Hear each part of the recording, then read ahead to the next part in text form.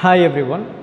நம்ம இன்னைக்கு பார்க்க போற டாபிக் வந்து simple microscope. One of the most important 5 mark இல்லைன்னு சொல்ல முடியாது.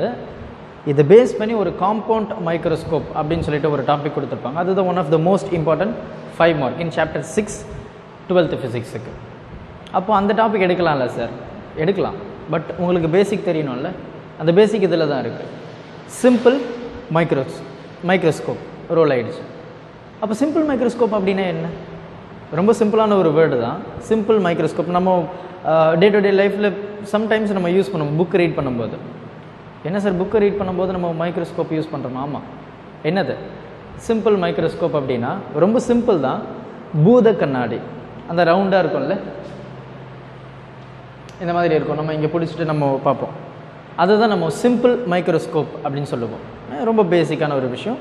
விச் மீன்ஸ் மைக்ரோஸ்கோப் எதுக்கு? ஒரு சின்னதாக இருக்கிற பொருளை எனக்கு பெருசாக காமிக்கும், அதுக்கு தான் மைக்ரோஸ்கோப் இல்லையா? அப்போ இது சிம்பிள் மைக்ரோஸ்கோப் அப்படின்னு நம்ம சொல்லலாம் இல்லையா? எனக்கு சின்ன லெட்டர்ஸை எனக்கு இந்த பூதக்கண்ணையில் பார்க்கும்போது எனக்கு பெருசாக இருக்கும். அப்போ அது சிம்பிள் மைக்ரோஸ்கோப், சிம்பிளான ஒரு மைக்ரோஸ்கோப், அவ்வளோதான். By using convex lens. அப்போ இந்த கான்வெக்ஸ் லென்ஸை நான் நிறைய சொல்லியிருப்பேன். இந்த மாதிரி image formation in convex lens. எனக்கு வந்து நிறைய இமேஜ் வந்து ஃபார்ம் ஆகும். ஒரு பொசிஷனில் ஆப்ஜெக்ட் வந்து ஒரு பொசிஷனில் இருக்கும்போது எனக்கு ஒரு இமேஜ் வந்து ஃபார்ம் ஆகும். எந்தெந்த இடத்துல அப்படின்னு சொல்லிட்டு நம்ம நிறைய டீட்டெயில்டாக பார்த்துருப்போம் இமேஜ் ஃபார்மேஷன் ஆஃப் லென்சஸில். அப்போது இந்த இடத்துல நம்ம என்ன யூஸ் பண்ண போகிறோம் அப்படின்னா கான்வெக்ஸ் லென்ஸு தான், ரைட்? ஸோ இந்த கான்வெக்ஸ் லென்ஸை நம்ம கன்வர்ஜிங் லென்ஸ் அப்படின்னு சொல்லுவோம். ஏன் கன்வர்ஜிங் லென்ஸ் அப்படின்னா, இந்த மாதிரி ஒரு லென்ஸ் இருக்குது. இந்த லென்ஸுக்கு மிடில் போகிறது நமக்கு தெரியும். It is a principal axis இல்லையா? ஸோ அப்போ இந்த இதுக்கு நான் ஒரு பேரலாக ஒரு லைனை பாஸ் பண்ணுறேன். எதுக்கு பேரலாக? பிரின்சிபல் ஆக்சிஸுக்கு பேரலாக நான் ரே பாஸ் பண்ணுறேன் அப்படின்னா அது எனக்கு எல்லாமே ஒரு இடத்துல வந்து எனக்கு ஜாயின் ஆகும், ரைட்? ஸோ எல்லாமே வந்து எனக்கு ஒரு இடத்துல ஜாயின் ஆகும். அந்த ஜாயின் ஆகிற இடத்த நம்ம ஃபோக்கஸ் அப்படின்னு சொல்லுவோம் இல்லையா? அப்போது எனக்கு எல்லாமே ஒரு இடத்துல ஜாயின் ஆகுது, அதை வந்து கன்வர்ஜ், எல்லாமே ஒன்று சேர்க்குறேன், அதை தான் நம்ம கன்வர்ஜ் அப்படின்னு சொல்லுவோம். அப்போது இந்த கான்வெக்ஸ் லென்ஸை நான் கன்வர்ஜிங் லென்ஸ் அப்படின்னு சொல்லலாம், ஓகேவா? அதனால தான் நம்ம அங்கே யூஸ் பண்ணியிருப்பாங்க.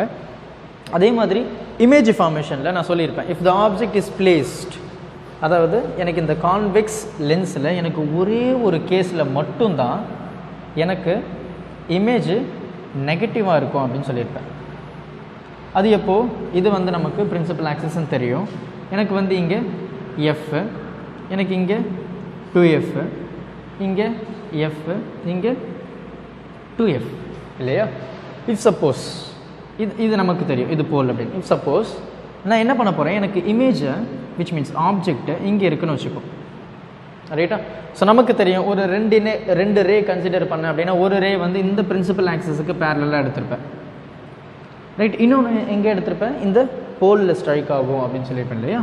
இந்த போலில் ஸ்ட்ரைக் ஆகிட்டு இப்படி போயிடும். ஸோ நமக்கு தெரியும் போலில் வந்து ஒரு ரே வந்து பாஸ் ஆச்சு அப்படின்னா அது எந்த பக்கமே டீவியேஷன் ஆகாது, விச் மீன்ஸ் ரிஃப்ராக்ஷன் எனக்கு நடக்காது, பார்த்துருப்போம். அப்போது எனக்கு இந்த இடத்துல பார்த்தீங்கன்னா எனக்கு இது ஒரு மீடியம், இது ஒரு மீடியம். அப்போ எனக்கு இந்த இடத்துல என்ன ஆகும்? எனக்கு ரிஃப்ராக்ஷன் நடக்கும். அந்த ரிஃப்ராக்ஷன் எப்படி இருக்கும் அப்படின்னா, இந்த ஃபோக்கஸ் இருக்குது இல்லையா? ரொம்ப லாங்காக வரைஞ்சிட்டேன், அதை நான் இங்கே பக்கத்தில் வரைஞ்சிக்கிறேன், ஃபோக்கஸ். ஸோ அப்போ எனக்கு என்ன ஆகும்? எனக்கு இமேஜ் இந்த ரே வந்து எனக்கு இப்படி பாஸ் ஆகும். அப்போது இந்த ரெண்டு ரே ஜாயின் பண்ணுற இடத்துல தான் எனக்கு இமேஜ் கிடைக்கும் இல்லையா? எனக்கு இந்த இடத்துல இது ஜாயின் பண்ண வாய்ப்பே இல்லை, அப்படி நீட்டாக போயிட்டே தான் இருக்கும். அப்போ எனக்கு எங்கே சார் இமேஜ் கிடைக்கும் அப்படின்னா, இந்த இதை நான் எக்ஸ்டெண்ட் பண்ணுறேன், ரைட்டா? விச் மீன்ஸ் இதை நான் இப்படி எக்ஸ்டெண்ட் பண்ணுறேன், இதை நான் இப்படி எக்ஸ்டெண்ட் பண்ணுறேன்.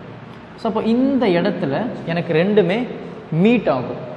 அப்போது இந்த இடத்துல தான் எனக்கு இமேஜ் வந்து கிடைக்கும், ரைட்? இதுதான் நம்ம லாஸ்ட் கேஸ் பார்த்துருப்போம் கான்வெக்ஸ் லென்ஸில் இமேஜ் ஃபார்மேஷனில். இதுதான் லாஸ்ட் கேஸ், ரைட்டா? ஸோ அந்த இமேஜ் ஃபார்மேஷன் பார்க்கல அப்படின்னா பார்த்துருங்க, நான் டிஸ்கிரிப்ஷன் பாக்ஸில் கொடுத்துருக்கேன், ரைட்? ஸோ அப்போது இந்த இடத்துல எனக்கு இமேஜ் கிடைக்குது. அப்போது சிம்பிள் மைக்ரோஸ்கோப் என்ன பண்ணும்? மேக்னிஃபை அப்படின்னு சொல்லுவேன். மேக்னிஃபைங் லென்ஸும் நம்ம சொல்லலாம், கன்வர்ஜிங் லென்ஸும் சொல்லலாம், கான்வெக்ஸ் லென்ஸும் சொல்லலாம். ஏன் அப்படி சொல்கிறேன் அப்படின்னா, எனக்கு சின்னதாக இருக்கிற ஒரு ஆப்ஜெக்டை எனக்கு பெருசாக காமிக்கும் இல்லையா? அப்போது இந்த ஆப்ஜெக்டினுடைய சைஸ் எனக்கு இவ்வளோ தான், பார்த்தாவே தெரியுது இல்லையா?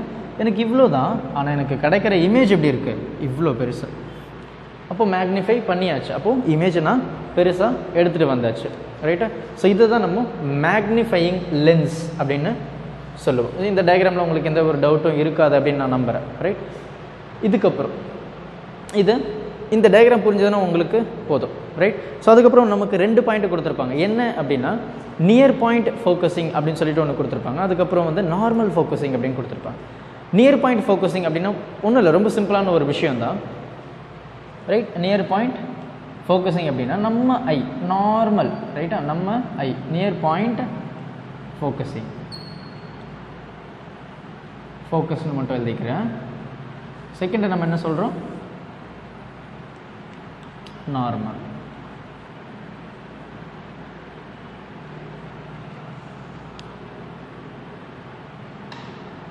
ரைட்? நார்மல் ஃபோக்கஸ், ஃபோக்கஸிங், ஃபோக்கஸ்னு எழுதிட்டேன். அது என்ன sir near point focusing, normal focusing அப்படின்னா ரொம்ப சிம்பிள். நம்ம ஐ, ரைட்? ஹியூமன் ஐ வந்து நேச்சுரலாகவே ஒரு 25 சென்டிமீட்டர் இருக்கும்போது நம்ம ஸ்ட்ரெயின் இல்லாமல் எந்த ஒரு விஷயத்தையும் நம்ம பார்க்கலாம். நேச்சுரலாக 25 சென்டிமீட்டர், ரிமெம்பர் தட், ரைட்டா? ஸோ அப்போது நேச்சுரல் நம்ம இந்த 25 சென்டிமீட்டரில் இருக்கும்போது நம்ம எந்த ஒரு ஸ்ட்ரெயின், எந்த ஒரு கஷ்டமே இல்லாமல் நம்ம அந்த இமேஜை பார்க்கலாம் இல்லையா? ஸோ நம்ம அதை என்ன சொல்லுவோம் அப்படின்னா லீஸ்ட் டிஸ்டன்ஸ் அப்படின்னு சொல்லுவோம். லீஸ்ட் டிஸ்டன்ஸ் ஆஃப் த ஐ, அதாவது ரொம்ப ரொம்ப கம்மியான டிஸ்டன்ஸ் இல்லையா? 25 சென்டிமீட்டர். அதுக்கப்புறம் எந்த ஒரு ஆப்ஜெக்டையும் நம்ம ரொம்ப தூரமாக வச்சு பார்த்தோம் அப்படின்னா குட்டியான ஆப்ஜெக்டை நம்ம ஐ வந்து ரொம்ப ஸ்ட்ரெயின் பண்ணுவோம். ஸோ ஆல்தோ எனக்கு லீஸ்ட் டிஸ்டன்ஸ் டி அது வந்து எனக்கு 25 சென்டிமீட்டர் இருந்தாலுமே நான் ஒரு சில நேரத்தில் கொஞ்சம் ஸ்ட்ரெயின் பண்ணி தான் பார்க்கணும் இல்லையா? அது ஏன்னு நான் சொல்கிறேன். அப்போ இங்கே நார்மல் ஃபோக்கஸிங் அப்படின்னா ரொம்ப சிம்பிளான ஒரு விஷயம். நீங்கள் ஒரு இடத்துல இருக்கீங்க, ரொம்ப தூரம், இப்போ ஒரு 5 கிலோமீட்டர், அது ரொம்ப ஓவராக இருக்கும், ஓகே ஓகே, ஒரு 100 மீட்டர், ஒரு 200 மீட்டர். ஸோ அந்த மாதிரி டிஸ்டன்ஸில் இருக்கிற ஒரு ஆப்ஜெக்டை நீங்கள் பார்க்கும்போது நீங்கள் அந்தளவுக்கு ஸ்ட்ரெயின் பண்ண வேண்டிய அவசியம் இல்லை. ஏன்னா நார்மலாகவே அது தெரியும் இல்லையா? ஸோ நீங்கள் ஸ்ட்ரெயின் பண்ணி தான் எனக்கு இது தான் தெரியணும், இது தான் தெரியணும். கொஞ்சம் தூரத்தில் ஒரு மவுண்டன் இருக்குது, அந்த மவுண்டனை நீங்கள் பார்த்தாவே நார்மலாக பார்த்தாவே தெரியும் இல்லையா? நீங்கள் அந்தளவுக்கு ஸ்ட்ரெயின் பண்ணி பார்க்கணுன்ற அவசியம் இல்லை. அதை தான் நம்ம நார்மல் ஃபோக்கஸிங் சொல்லுவோம், ரைட்? அப்போது இந்த நியர் பாயிண்ட் ஃபோக்கஸிங்கை விட நார்மல் ஃபோக்கஸிங் வந்து ஸ்ட்ரெஸ் ஃப்ரீ, ஸ்ட்ரெஸ் இல்லாமல், ஸ்ட்ரெயின் இல்லாமல் நம்ம அந்த ஆப்ஜெக்டை நம்ம ஈஸியாக பார்க்கலாம். அதை தான் நம்ம நார்மல் ஃபோக்கஸிங் அப்படின்னு சொல்லியிருக்கோம், ரைட்? இப்போ இதனுடைய மேக்னிஃபிகேஷன், ரைட்? இந்த ஃபஸ்ட் நியர் பாயிண்ட்டுடைய மேக்னிஃபிகேஷன், அதாவது அதனுடைய சைஸ் பெருசாக இருக்கும்போது, இதை நம்ம டெரிவேஷனில் பார்த்தோம் அப்படின்னா ரொம்ப சிம்பிளான ஒரு டெரிவேஷன் தான், நீங்கள் அந்தளவுக்கு கஷ்டப்பட தேவையில்லை, ரைட்டா? ஸோ ரொம்ப சிம்பிளாக பிரேக் பண்ணிடலாம் ஈக்குவேஷன்ஸை. அப்போது இந்த நியர் பாயிண்ட் ஃபோக்கஸிங் நமக்கு மேக்னிஃபிகேஷனுக்கு ஒரு ஃபார்முலா கண்டிப்பாக தெரியும், m which is equal to v by u.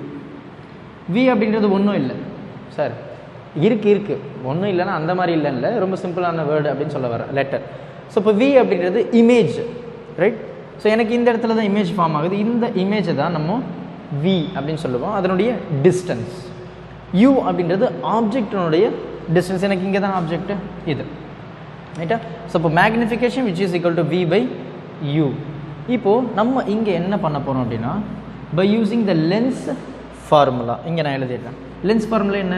1/f which is equal to 1/v minus 1/u இல்லையா? இதுதான் நமக்கு லென்ஸ். இது இங்கே எனக்கு ப்ளஸ் வந்தது அப்படின்னா அது மிரர். நம்ம பார்க்குறது லென்ஸ் ஃபார்முலா இல்லையா? லென்ஸ். அப்போ இந்த இந்த இந்த டேர்மை நான் எப்படி எழுதலாம் அப்படியே பாருங்கள். இதை நான் எப்படி எழுதுறேன்னு பாருங்கள். v into 1/u அப்படி எழுதலாமா? ரெண்டுமே சேம் தான், எந்த ஒரு டிஃப்ரென்ஸுமே இல்லை இல்லையா? அப்போது எனக்கு இந்த 1/u வேணும், அந்த 1/u தான் நான் இதிலேருந்து எடுக்கிறேன். அப்போ இந்த 1/u எனக்கு வேணும் அப்படின்னா இதை நான் இந்த பக்கம் எடுத்துகிட்டு வந்துட்டேன், இந்த f இந்த பக்கம் எடுத்துகிட்டு வந்தாச்சு. அப்போ எனக்கு இங்கே மைனஸாக இருக்கிறது எனக்கு ப்ளஸ்ஸாக மாறிடும். அப்போ 1/u which is equal to இந்த டேர்ம் 1/v, எனக்கு இங்கே ப்ளஸ்ஸாக இருக்காது, அந்த பக்கம் போயிடுச்சு அப்படின்னா மைனஸ். புரிஞ்சதா? இதுதான். அப்போ 1/u which is equal to 1/v minus 1/f. அப்போது இந்த 1/uக்கு பதிலாக நான் வேல்யூ சப்ஸ்டிட் பண்ண போகிறேன். எனக்கு இந்த v அப்படியே தான் இருக்குது. 1/uக்கு பதிலாக எனக்கு என்ன இருக்குது? 1/v minus 1/f இல்லையா? அப்போ இந்த v நான் உள்ள மல்டிப்ளை பண்ணுறேன், என்ன இருக்கும்? v/v minus v/f. இப்போ எனக்கு vயும் vயும் கேன்சல், அது என்ன? 1 minus v/f. இதுதான் எனக்கு m. இது எல்லாமே m தான். ரைட்டா? ஸோ இதுக்கப்புறம் என்ன சொல்லியிருப்பாங்க, இந்த v அப்படின்றது என்ன நமக்கு தெரியுமே, என்னது, இமேஜினுடைய டிஸ்டன்ஸ். ஸோ இந்த இடத்துல நம்ம இமேஜினுடைய டிஸ்டன்ஸ் நம்ம என்ன சொல்லுவோம் அப்படின்னா, எனக்கு இங்கே பாருங்கள், எனக்கு left hand side according to the sign Cartesian, right, sign convention. So sign கன்வென்ஷனில் என்ன சொல்லியிருப்பாங்க அப்படின்னா, எனக்கு லெஃப்ட்டில் எனக்கு இமேஜ் ஃபார்ம் ஆச்சுன்னா அதை நெகட்டிவ் அப்படின்னு சொல்லுவோம், எனக்கு ரைட்டில் எனக்கு இமேஜ் ஃபார்ம் ஆச்சுன்னா பாசிட்டிவ் சொல்லுவோம் இல்லையா? அப்போ இந்த லென்ஸில் பார்த்தீங்க அப்படின்னா எனக்கு லெஃப்ட் ஹேண்ட் சைடில் தான் எனக்கு இமேஜ் கிடைக்குது. இந்த பூத கண்ணாடி பார்த்தீங்க அப்படின்னாவே அது நீங்கள் புக்கு எந்த பக்கம் இருக்கோ எனக்கு அந்த பக்கம் தான் எனக்கு இமேஜ் பெருசாக கிடைக்கும் இல்லையா? அப்போ எனக்கு அந்த பக்கமே தான் ஆப்ஜெக்ட் எந்த பக்கம் இருக்கோ அதே பக்கம் தான் எனக்கு இமேஜும் கிடைக்கும். புரிஞ்சதா? ஸோ அப்போ எனக்கு v வந்து என்னது, மைனஸ் தான். அப்போது அதை நான் என்ன சொல்கிறேன், அதை நான் இந்த லீஸ்ட் டிஸ்டன்ஸுக்கு நான் கம்பேர் பண்ணுறேன். அப்போது v which is equal to, அதாவது இமேஜினுடைய டிஸ்டன்ஸ் எப்படி இருக்குது, அந்த லீஸ்ட் டிஸ்டன்ஸ் எனக்கு நெகட்டிவ் சைடில் விச் மீன்ஸ் எனக்கு லெஃப்ட் சைடில் வர்றதுனால நான் மைனஸ் யூஸ் பண்ணுவேன். பொறுமையாக பண்ணிங்க பார்த்தீங்கன்னா புரிஞ்சிடும். அப்போ v equal to minus D. அப்போது இந்த இடத்துல நான் மைனஸ் டி போடும்போது எனக்கு மைனஸ் இன்ட்டு மைனஸ் ப்ளஸ் ஆகிடும், விச் இஸ் ஈக்குவல் டு இந்த m 1 plus D by f. இதுதான் எனக்கு magnification of near point focusing. அதனால தான் நான் இங்கே டி யூஸ் பண்ணுறேன், நியர் பாயிண்ட் ஃபோக்கஸிங். ஓகேவா? இதுதான். பொறுமையாக பாருங்கள், புரிஞ்சிடும். ஸோ அடுத்து இது இன்னும் சிம்பிள், கஷ்டமாக இருக்கலாம் இல்லை, ரொம்ப சிம்பிளான ஒரு விஷயந்தான். ஏன்னா சிம்பிள் மைக்ரோஸ்கோப் இல்லை, அதனால். அப்போ நார்மல் ஃபோக்கஸிங். நார்மல் ஃபோக்கஸிங் என்ன, ஒரு இமேஜ் வந்து எனக்கு இன்ஃபினிட்டியில் இருந்தது அப்படின்னா நான் அந்த இமேஜை எந்த ஒரு ஸ்ட்ரெயினுமே இல்லாமல் தான் நான் பார்ப்பேன் இல்லையா? அப்போது நார்மல் ஃபோக்கஸிங், அதை நம்ம நார்மல் ஃபோக்கஸிங் அப்படின்னு சொல்லுவோம். ஸோ அப்போது அக்கார்டிங் டு திஸ் இதனுடைய மேக்னிஃபிகேஷன், இதனுடைய சைஸ் பெருசு எதை டிபெண்ட் பண்ணி இருக்கும் அப்படின்னா m which is equal to h dash by h, height of the image by height of the object. So இந்த இடத்துல ஒரு இமேஜ் வந்து எனக்கு இன்ஃபினிட்டியாக இருக்கும்போது இந்த ஃபார்முலாவை நம்மளால் யூஸ் பண்ண முடியாது. ஸோ இந்த ஃபார்முலா யூஸ் பண்ணாததுக்கு என்ன ரீசன் அப்படின்னா, எனக்கு இமேஜ் வந்து இன்ஃபினிட்டி இருந்தால் இதனுடைய ஹைட்டை வந்து என்னால் பர்டிகுலராக கரெக்டாக மென்ஷன் பண்ண முடியாது இல்லையா? ஸோ அதனால் instead of using this formula நான் என்ன பண்ண போகிறேன் அப்படின்னா m which is equal to theta I by theta o, அதாவது இது இமேஜ், இது ஆப்ஜெக்ட், இதுவும் இமேஜ் ஆப்ஜெக்ட் தான். அப்போ இமேஜ் I, இது என்ன அப்படின்னா angular magnification, right? So angular மேக்னிஃபிகேஷனை நான் யூஸ் பண்ணுறதுக்கான காரணம் அது மட்டும்தான். அப்போது எனக்கு இந்த தீட்டா ஐ அப்படின்னா எனக்கு என்னென்னு தெரியணும், தீட்டா நாட் அதாவது ஓ ஆப்ஜெக்ட் அப்படின்னு எனக்கு என்னென்னு தெரியணும் இல்லையா? ஸோ நமக்கு தெரியும், ரொம்ப சிம்பிளான ஒரு விஷயம் தான். நீங்கள் இந்த டயக்ராம்லேயே எடுத்தீங்க, இந்த டயக்ராமை நான் எப்படி வரைகிறேன்னு பாருங்கள். நான் இதை மட்டும் அழிச்சிடுறேன், ரைட்? ரைட்டா? ஸோ அப்போது எனக்கு இங்கே தான் எனக்கு ஆப்ஜெக்ட் இருக்குது. இப்போது நான் இங்கே ஒரு பர்சன் இருக்காருன்னா அவர் இந்த இமேஜை பார்க்குறதுக்கு என்ன ஆகும், எனக்கு இந்த மாதிரி தானே தெரியும், இந்த மொத்த ஹைட்டை நான் பார்க்கணும் இல்லையா? அப்போ எனக்கு இது பாட்டம், இது ஹெட். ஸோ இதுதான் எனக்கு ஹைட் ஆஃப் த ஆப்ஜெக்ட். அப்போது எனக்கு இந்த இடத்துக்கும் இந்த இடத்துக்கும் ப்ரொடியூஸ் ஆகிறது தான் ஆங்கிள் இல்லையா? ஸோ இந்த இடத்துல நான் என்ன பண்ண போகிறேன், இங்கே ஐ இருக்குன்னு வச்சுப்போம், ஒரு பர்சன் பார்க்குறாரு. அப்போது இந்த இதை நம்ம என்ன சொல்லுவோம் அப்படின்னா டி, லீஸ்ட் டிஸ்டன்ஸ், டி அப்படின்னு சொல்கிறோம்.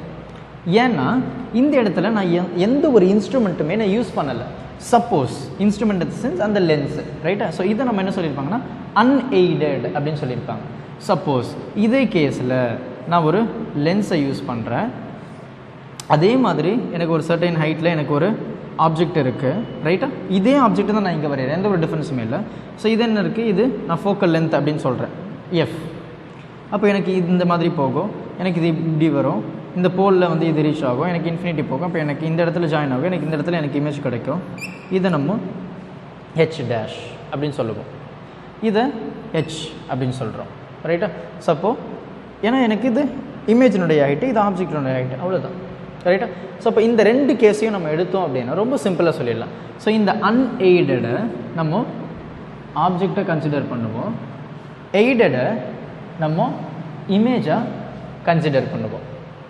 ஏன்னா எனக்கு இந்த இடத்துல தான் இமேஜ் கிடைக்குது, அதனால் எய்டட், ரைட்?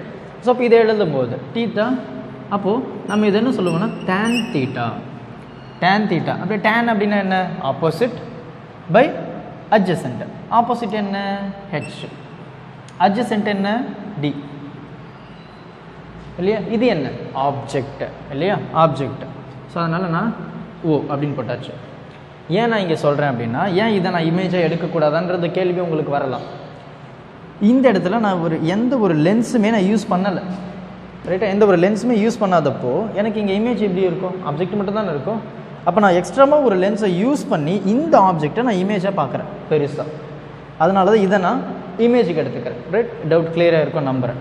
ஸோ அப்போ H tan theta which is equal to h by d, opposite by adjacent. அப்போது எனக்கு tan i, right? tan i எனக்கு இது தானே. அப்போது இது ரைட். ஸோ இது புரிஞ்சிருக்கும் இல்லையா? அப்போ இது என்ன? Opposite by adjacent, h by f, ரைட்டா? ஸோ அதுக்கப்புறம் என்ன சொல்லியிருப்பாங்கன்னா, இந்த tan theta which is equal to theta அப்படின்னு சொல்லியிருப்பாங்க. அதாவது ஆல்மோஸ்ட் சிமிலர். அப்போ இதுவும் almost similar equal to tan i. ஏன் இதை சொல்கிறோம் அப்படின்னா, இந்த ஆங்கிள் இந்த இடத்துல எனக்கு ஃபார்ம் ஆகிற ஆங்கிளும் இந்த இடத்துல எனக்கு ஃபார்ம் ஆகிற ஆங்கிளும் ரொம்ப ரொம்ப ரொம்ப கம்மி. அதனால் tan அப்படின்ற ஒரு டேர்மையே இல்லாமல் நான் theta நாட் theta i அப்படின்னு எடுத்திருக்கேன். அவ்வளோதான். அப்போது according to this magnification m which is equal to என்னது? theta i by theta o, அதாவது ஆப்ஜெக்ட். அப்போ theta i என்ன? h by f, h by f by இது என்ன? நாட் வந்து h by d. அப்போ இதை நம்ம எப்படி எழுதலாம்? h by f which is multiplied by d by f, இப்படி தானே எழுதலாம். அப்போது எனக்கு என்ன ஆகுது? எதனா கேன்சல் ஆகுதா? சாரி, இது என்னது? h by f, okay, d by h, sorry, ரைட்டா? ஸோ ஹெச் தானே, அதே தான் எழுதியிருக்கேன். ஸோ இது அப்போ இந்த ஹெச்சும் இந்த ஹெச்சும் எனக்கு கேன்சல் ஆச்சு. அப்போ m which is equal to d by f, ரைட்டா? ஸோ இதுதான் மேக்னிஃபிகேஷன் ஆஃப் நார்மல் ஃபோக்கஸிங். இது magnification of near point focusing. So இப்போ இதிலிருந்து பார்த்தீங்கன்னா ரொம்ப இதில் வந்து ஸ்ட்ரெயின் வந்து எனக்கு அதிகம், இதில் ஸ்ட்ரெயின் வந்து எனக்கு கம்மி. ஏன்னா இதில் பார்த்தீங்க, இதுக்கும் இதுக்கும் கம்பேர் பண்ணிங்கன்னா இதில் 1 இல்லை, 1 வந்து லெஸ், இல்லை 1 வந்து less when compare to this. அப்போ இந்த இடத்துல வந்து நான் ரொம்ப ஃப்ரீயாக ரொம்ப ரொம்ப ஸ்ட்ரெயினே இல்லாமல் நான் வந்து ஒரு ஆப்ஜெக்டை பார்க்குறேன். ரைட்டா? ஸோ இது வந்து 1 லெஸ் தென் இந்த நியர் பாயிண்ட் ஃபோக்கஸிங். பொறுமையாக பாருங்கள். டவுட்ஸ் எதனா இருந்ததுன்னா கமெண்ட் பண்ணுங்கள். Right? Thank you. Help others with a smile.